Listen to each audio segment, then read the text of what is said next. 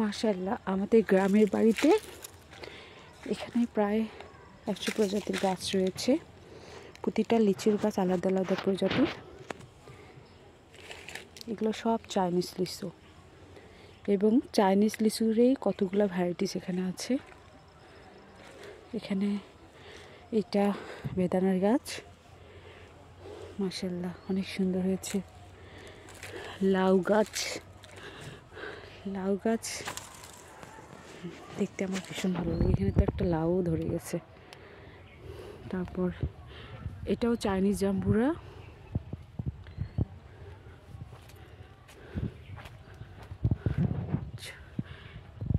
পরের বছরে এটাতে জাম্বুরা আসবে। তারপর পেঁপে গাছ, এই যে কাঁচামরিচ গাছ, পেঁয়াজ, এটা হলো লটকন গাছ, পেঁপে গাছ, বড়ই গাছ। মাশাআল্লাহ, এখানে তো বড়ই ধরেছে দেখতে পাচ্ছি। এই ফার্স্ট এটার মধ্যে বড়ই আসছে। মাই গড, অনেকগুলো আসছে। ইটস নাইস, অনেকগুলো আসছে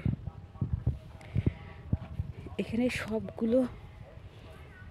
ও মাই গড, আমার যাওয়ার মধ্যে আটকে গেছে। প্রতিটা গাছে এত সুন্দর করে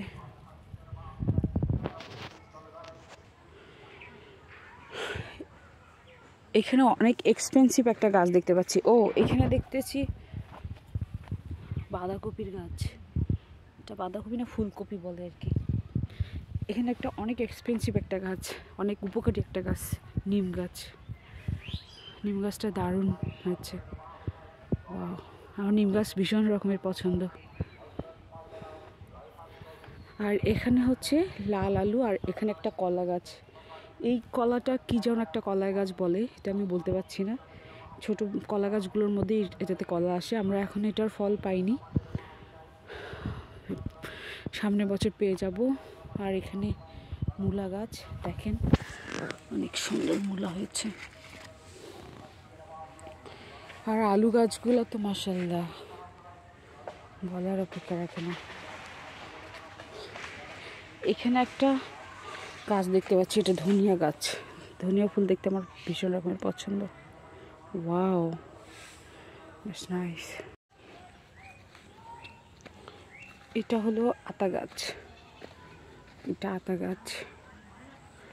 তারপর এখানে অনেক কলা গাছ আছে। আর এইখানে একটা অরেঞ্জ গাছ আছে। আমি এটার কাছে কিভাবে যাব? অরেঞ্জ গাছটার কাছে যাব। এই যে এটাতে অরেঞ্জ হবে, অরেঞ্জ। মাশাআল্লাহ,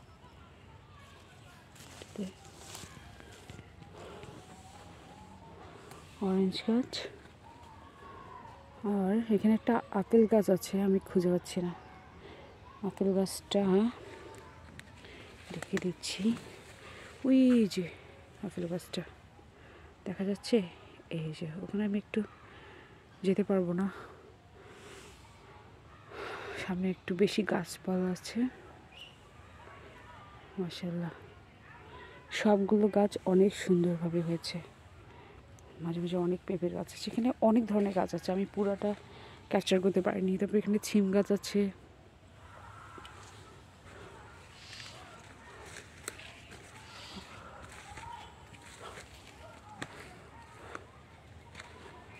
আমি একটা মূলা তুলব,